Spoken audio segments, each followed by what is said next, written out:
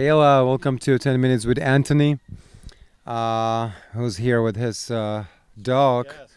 I'm not sure the name is Shyla or.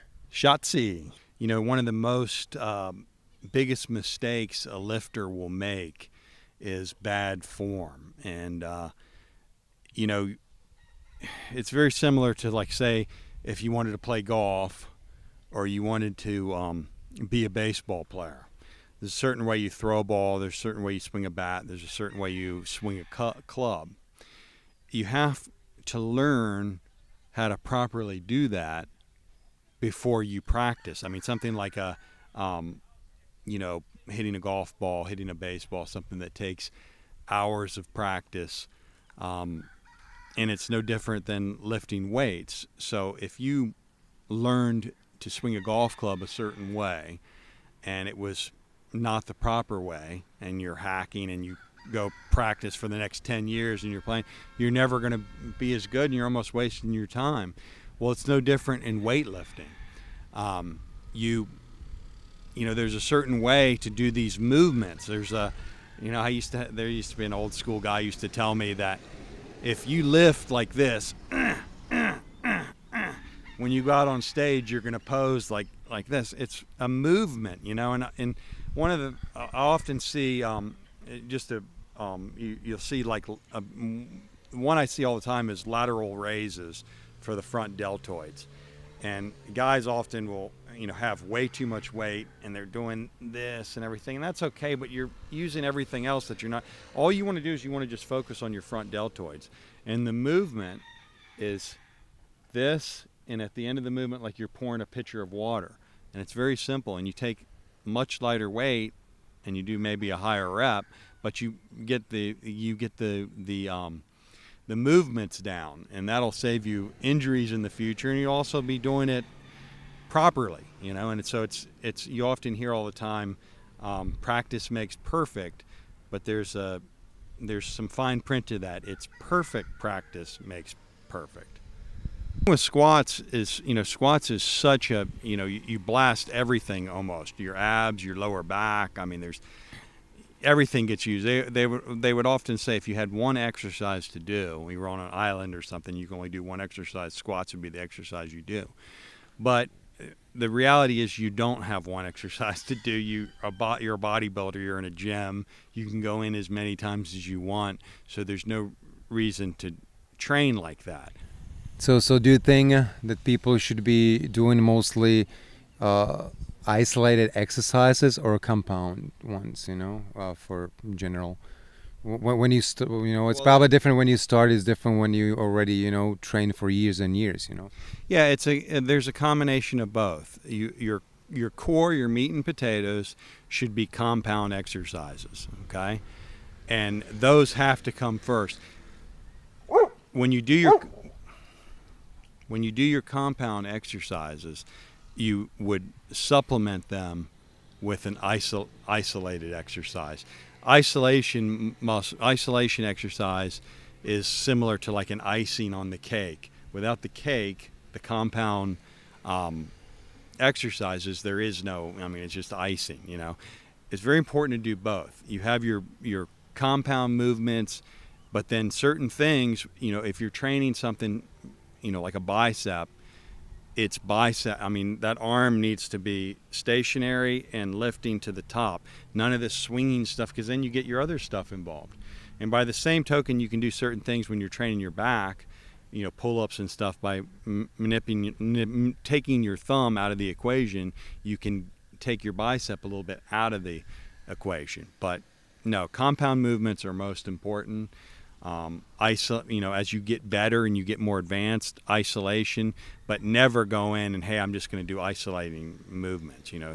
Throw in some compound in there with it. So what do you think about machines versus just regular bench presses and stuff? I think machines are really good the more experience you get and the older you get, because it saves some wear and tear. But what's 100 on a machine is not 100 with a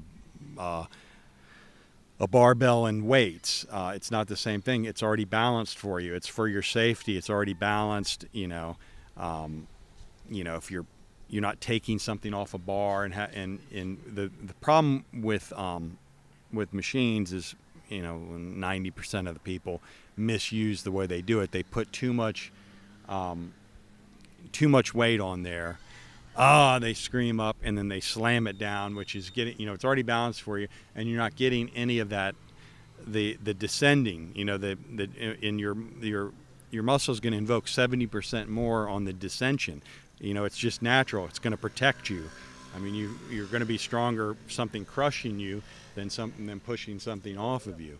So if you're going to use a machine, it's got to be slow. It's got to be up and slowly down, which is how you should be lifting anyway. But just mind the fact that it is balanced for you, and you're not pushing.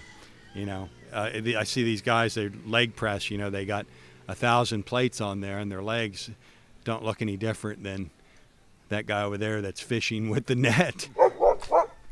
Hey, that's enough now. Knocked me off the wall. How's your preparation going for the competition? It's going good. This is going to be start tightening the diet up a little bit more. I've been playing with the calories, getting away with a few more things.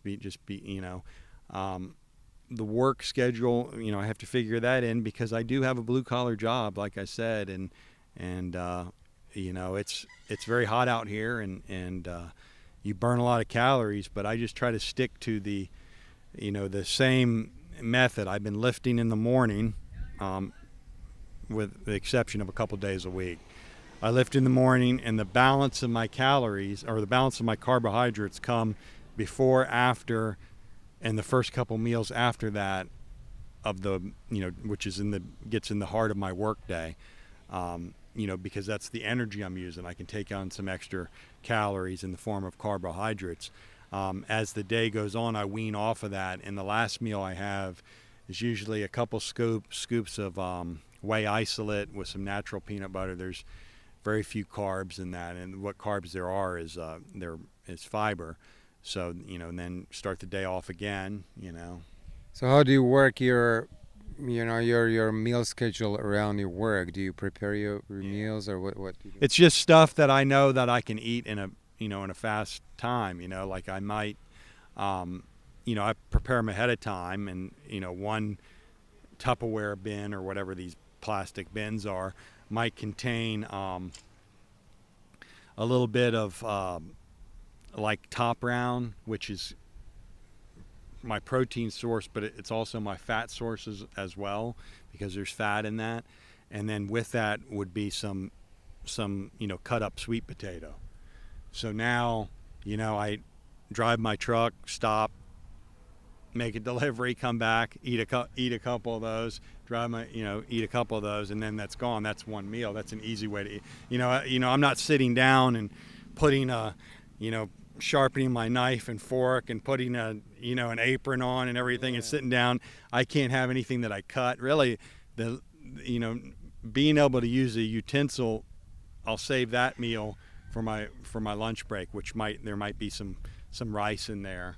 So you're kind of snacking throughout the day, you might say, on the good stuff. But, I mean, it's these are these would be meals 3, 4, and 5, and they're spread out. So meal 3 is going to be something while I'm still working, so I have to be able to eat with my hands, mangrove man style, I guess you'd say.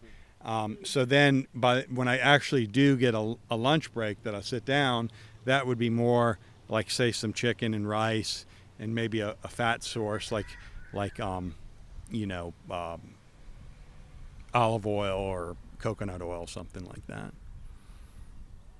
But the beauty of some of the red meats, depending on which ones there are, besides the fact of the creatine and the iron and everything else, is you have the fat sources already in there. Because all your meals should contain, like I said, with the exception, most of your meals should have, your fat source, your protein source, your carbohydrate source, and then a green vegetable to go with that. So you're still back to eating meat? I have been eating meat, yes. I've been eating meat. I despise chicken, but, I'm having some chicken here and there. Majority of my protein though is coming from whey protein and eggs and egg whites, but I have been incorporating some red meat, top round pretty much, sometimes flank steak, but just in it's just in moderation. It just fits that that particular meal. I have a plan of how it goes, and then with that plan, just by looking at my progress, I know what I can drop, what I can't. And we're 16, it'll be 16 weeks next, this Saturday coming up, or this Friday coming up, because that contest is held on a Friday. There's no reason to it's everything's got to be a little bit at a time. Nothing because you want your skin and everything to be tight and not loose. And I'm in a pretty good spot right now. I think everything will go fine.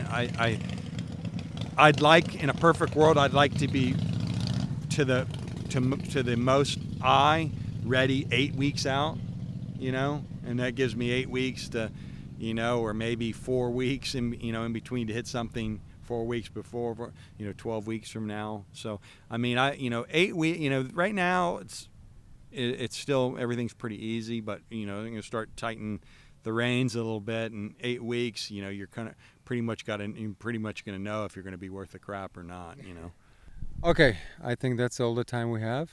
Yes, and I'm going to, on the water, even though it has, there's quite a bit of sea grass and everything, is at a low tide. It's very nice. I'm going to enjoy some swimming with Schatzi. We'll swim out here to the pier and stuff. I brought her little ball and everything. She's ready to go. She's going to start barking here in a second, because here comes these two little dogs.